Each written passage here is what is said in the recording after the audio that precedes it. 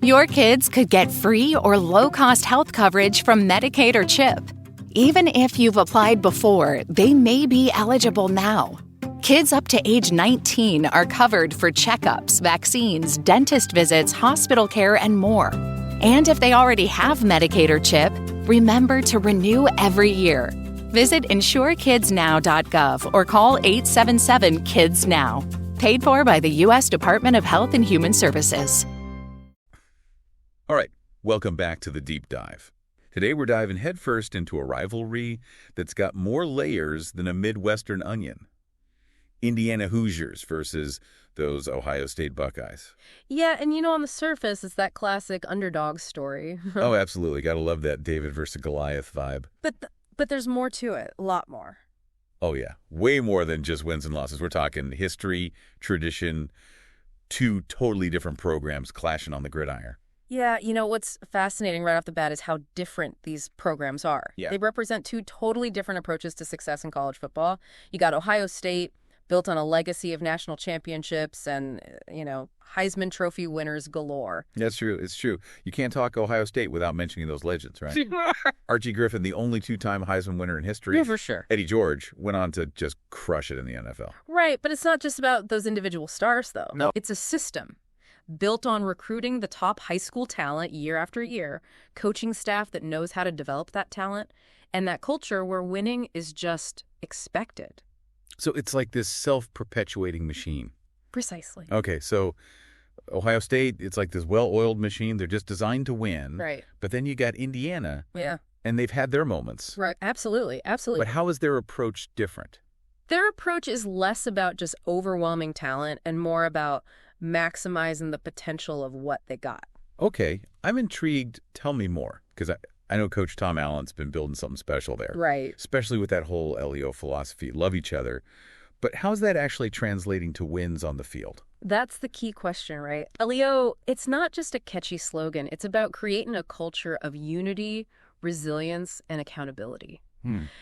Coach Allen believes that when players genuinely care about each other and buy into that shared vision, they can achieve things they wouldn't be capable of individually. So it's like the whole is greater than the sum of its parts. You got it. They're trying to build a team that's just mentally tougher, more cohesive, even if they don't have that same level of raw talent as, like, say, an Ohio State. And it's a strategy that's had a real impact. Remember, this is a program that historically has struggled to even reach a bowl game, right, let alone compete for Big Ten titles. But under Coach Allen, they're starting to shift that narrative. It's fascinating. I love it. These two programs, they represent such different philosophies. Yeah. It's like two scientific experiments running side by side. Right. Can you build a dynasty purely on talent and system? Or does genuine team unity and that never-give-up attitude actually level the playing field? Yeah, and that's what makes this rivalry so compelling. Oh, for sure. It's that clash of styles. Head-to-head. Yeah, a test of which approach can ultimately prevail in the, crucible of college football. All right, so we got the big, powerful program in Ohio State, the scrappy underdog in Indiana, each with their own distinct identity, their own way of doing things. But I'm guessing when these two teams step on the field, those philosophical differences got to translate into some pretty interesting matchups, right? Oh, absolutely. Let's start with the offensive side of the ball. Ohio State, they're known for their explosive, high-scoring offense. Wait. They've consistently had some of the best quarterbacks and wide receivers in the country. Oh, yeah. Think about guys like C.J. Stroud, Marvin Harrison Jr. They're almost impossible to contain. So if you're Indiana, how do you even begin to slow down an offensive juggernaut like that? It's a daunting task, for sure. I bet. Indiana's defensive strategy has often been a mix of trying to disrupt Ohio State's rhythm with aggressive blitzes and disguising their coverages to confuse the quarterback. So you try to create chaos. Yeah. Make it hard for them to get comfortable, execute their game plan. Right. Almost like, is it like Indiana's trying to play chess while Ohio State just wants to play checkers? That's a great analogy. Yeah. It really highlights that strategic battle that unfolds in every game between these two teams. Indiana knows they can't just line up and try to match Ohio State's athleticism. Great. So they got to be more creative, more unpredictable. I love to see. This is where it gets really interesting for me. We've talked about the contrast in programs, the different philosophies, but I want to hear about those moments where it all comes to life on the field. Are there any specific games that really capture the essence of this rivalry? Oh, there are plenty, but if we're going to truly understand this rivalry and how it's evolved, we got to go back to a game that shocked the college football world, Indiana's 1967 victory. Wait, Indiana actually beat Ohio State. I thought that was practically a law of nature. It's rare. It's rare. Tell me about this upset. It must have been huge. Oh, you're telling me this wasn't just any win. This was during Indiana's Rose Bowl season, a year where they defied all expectations and made history. Wow, to think that Indiana, a program that's often struggled to even make a bowl game, actually went to the Rose Bowl, beat Ohio State in the same year. Okay, I need details. What were the circumstances? Was it a fluke? Was there something special about that Indiana team? Well, that's what we're about to find out. But before we get there, let's rewind the clock a bit and set the stage for this monumental upset. It all starts with understanding the context of college football in the 1960s. In the 1960s, college football was a different beast. Oh, but The Big Ten was arguably the most powerful conference in the country. And Ohio State, under legendary coach Woody Hayes, was a perennial powerhouse. Woody Hayes. Yeah. That name is like synonymous with Ohio State football. Wasn't he known for that fiery personality and that iconic hat he always wore? Exactly. Larger-than-life figure, demanding coach. Oh, yeah. Instilled a culture of discipline and toughness in his players. Ohio State under Hayes, that was a team you simply didn't expect to lose to, especially not to a team like Indiana. So you're telling me that Indiana, in their Rose Bowl year, managed to topple the mighty Ohio State, coached by Woody Hayes. Okay, I need to know how they pulled that off. What was the game like? Was it close? Did Indiana just completely dominate? Well, the game itself was a defensive struggle, a far cry from the high-scoring affairs we often see today. Yeah. Final score was 19-14. Ooh, 1914. Indiana holding on for dear life in the final minutes. That's a nail-biter. I can only imagine the tension in that stadium as the clock ticked down. But what were the key factors? What allowed Indiana to pull off this upset? Was it their defense? Did they manage to shut down Ohio State's offense? Defense was definitely a huge part of it. Indiana's defense, they played with an intensity and discipline that seemed to rattle Ohio State. They forced a couple key turnovers, and their defensive line, they were able to get pressure on Ohio State's quarterback, disrupting their passing game. It sounds like that LEO philosophy might have been a factor here. Did that underdog mentality, that sense of unity, that resilience, you think that gave them an edge against a team like Ohio State, a team that was probably used to just steamrolling over their opponents? That's a fascinating question. It's impossible to know for sure what was going on in the minds of those players back in '67, but it's certainly plausible that Indiana's team chemistry and their belief in themselves played a role in that upset victory. So you mentioned this game was part of Indiana's Rose Bowl season. That must have been an incredible year for the Hoosiers. What else can you tell us about that season? What made it so special? Well, the Rose Bowl was a huge deal back then. It was considered the pinnacle of college football success. And for a program like Indiana, Right. it was a once-in-a-lifetime achievement. They finished the regular season with a 9-1 record. Wow. Their only loss coming against Purdue in the final game. So even though they lost to Purdue, they still went to the Rose Bowl. Yeah. How does that work? Didn't Purdue also have a shot at the Rose Bowl after beating Indiana? Yes, but back then, the Big Ten had a rule that prohibited a team from going to the Rose Bowl in consecutive years. Purdue had gone the previous year, so even though they beat Indiana, the Rose Bowl bid went to the Hoosiers. Wow, that's a rule you don't see anymore, so Indiana gets to go to the Rose Bowl after this historic season that includes a victory over Ohio State. What was the Rose Bowl experience like for them? Did they manage to pull off another upset? Unfortunately, the Rose Bowl didn't go their way. They faced off against the powerhouse USC Trojans, led by legendary running back O.J. Simpson, and lost 14-3. Oh, so close. But still, what an accomplishment for Indiana to beat Ohio State and go to the Rose Bowl in the same year. Right. That's something that Hoosier fans are probably still talking about today. Absolutely. It's a testament to what can happen when a team comes together, believes in itself, and plays with heart and determination. It's a reminder that even in a sport dominated by powerhouses like Ohio State, anything is possible on any given Saturday. Exactly. That's why we love college football. Right. The upsets, the drama, the moments that defy expectations. Okay, so we've established that Indiana can pull off the upset, but let's be honest, those victories, few and far between. Yeah. For the most part, Ohio State has dominated this rivalry over the years. For sure. Yeah, is there a particular game that really showcases Ohio State's power and why they've been so consistently successful? Well, if you want to see offensive fireworks, a game that went down to the wire, look no further than the 2012 matchup. Okay. This one ended with a score of 52-49. 52-49. That's not a football score. That's a basketball score. Yeah. Tell me everything. What made this game so memorable? It was a back-and-forth battle from start to finish. Both offenses were clicking. Quarterbacks were making incredible throws. Receivers making highlight reel catches. I can only imagine the atmosphere in the stadium. Were you there? What was it like witnessing this offensive explosion in person? I wasn't at that particular game, but I've seen plenty of footage and heard countless stories from people who were there. Yeah. They described it as an absolute roller coaster of emotions. It must have been hard for fans to even catch their breath with both teams trading touchdowns like that, who ultimately came out on top. How did Ohio State manage to edge out Indiana in such a high-scoring affair? Ohio State ultimately won, but it came down to the final seconds. They had a late-game drive that culminated in a field goal as time expired. So even in a game where Indiana put up 49 points, they still couldn't quite get over the hump against Ohio State. Seems like that's been a recurring theme in this rivalry. It has, but even in those losses, Indiana has shown flashes of brilliance and a willingness to fight until the very end. That's the thing about rivalries like this, right? Even when the outcome seems predictable, there's always a chance for those moments that surprise you, those plays that make you jump out of your seat. Absolutely, and that's what keeps the fans coming back year after year. It's Yeah. the hope, the anticipation, the possibility that this time something truly special might happen. Speaking of special moments, I know there was another game in recent memory, the 2020 matchup, that had everyone talking even though Indiana ended up losing. What was it about that game that made it stand out? Well, for Indiana fans, this game was a source of both pride and heartbreak. They lost a close one, 42-35, but they put up an incredible fight against an Ohio State team that was considered one of the best in the country. What was it about Indiana's performance that made it so impressive even in defeat? Did they have like a specific player that just had a breakout game or something? Their quarterback, Michael Penix Jr., had a phenomenal performance.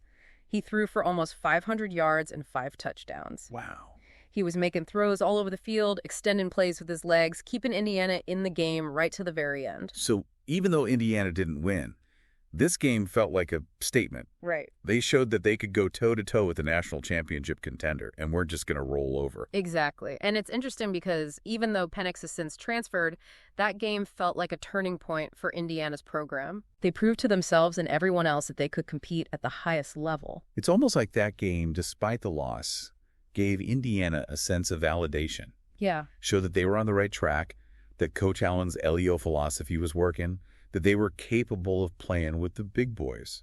You could feel the shift in energy around the program after that game. There was a sense of belief, a confidence that they were no longer just the lovable underdog, but a legitimate threat in the Big Ten.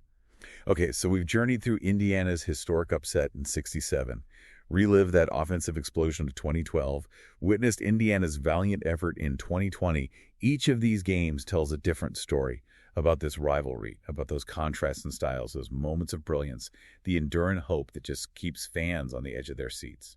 And what's fascinating is that this rivalry is more than just a series of games played on a field. It's a reflection of the cultural landscape of the Midwest, the history and identity of these two states, and those passionate fan bases that fuel the fire of this competition. Now you got me thinking about the bigger picture.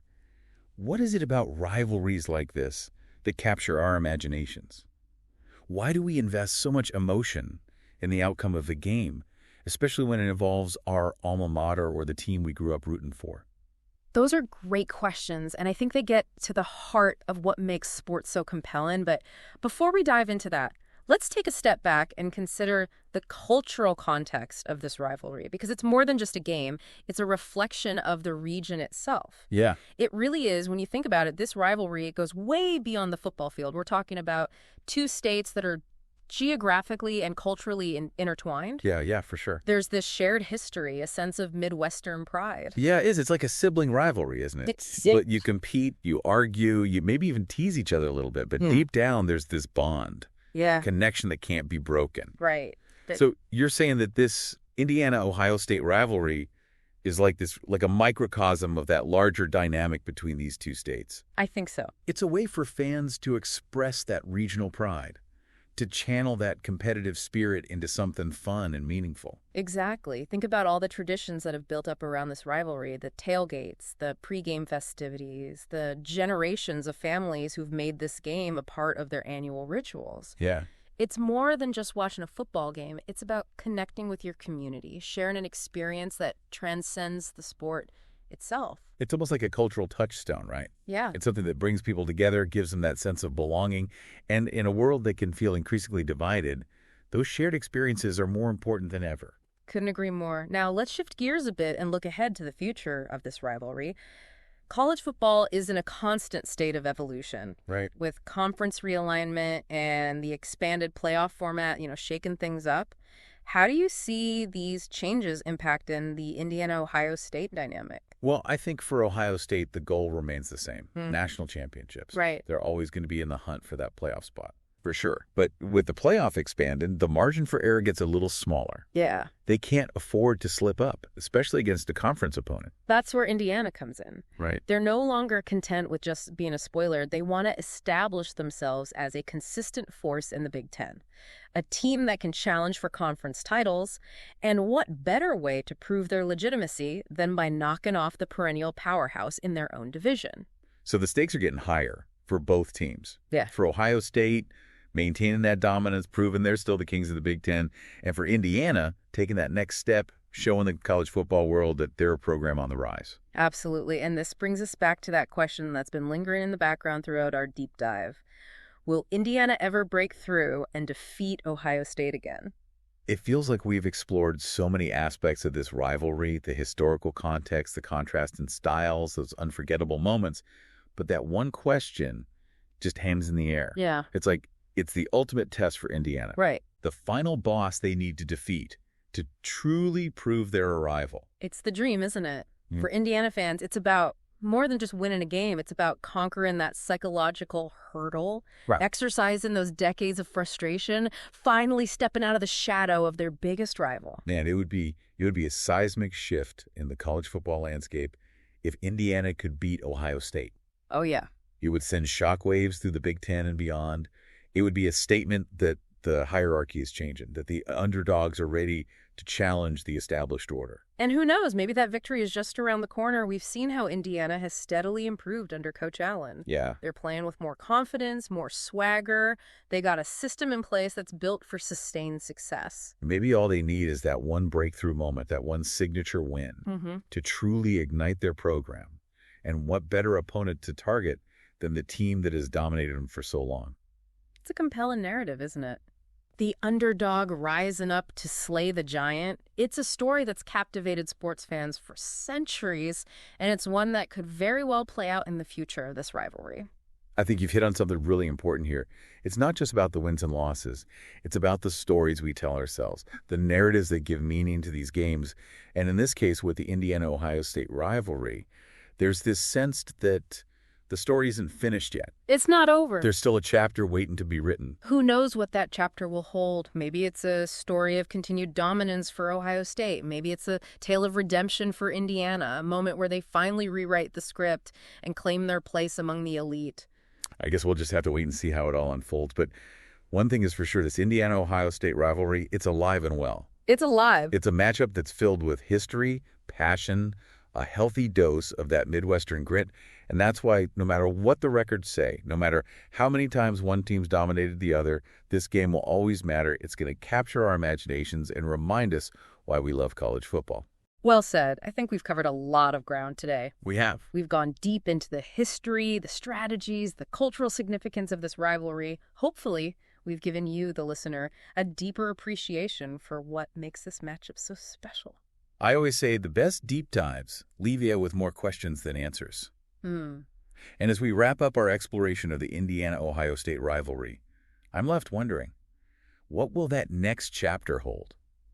Will we see Indiana finally break through and reclaim that long-lost victory? Or will Ohio State just continue to assert their dominance? Only time will tell, but one thing's for certain. This rivalry will continue to captivate us, surprise us, and remind us why college football is such a beloved sport. Thanks for joining us on this deep dive. We'll see you next time for another exploration of this fascinating world of sports. Today is your lucky day. Today is the day that our $3 website works for you, paying you directly to your PayPal daily. Imagine $3 ongoing continuous payments to your PayPal account. Imagine falling asleep and waking up to $300 in your PayPal account. How would this make you feel? How could this help you? What bills could you pay? What kind of fun could you have? What does that retirement look like now?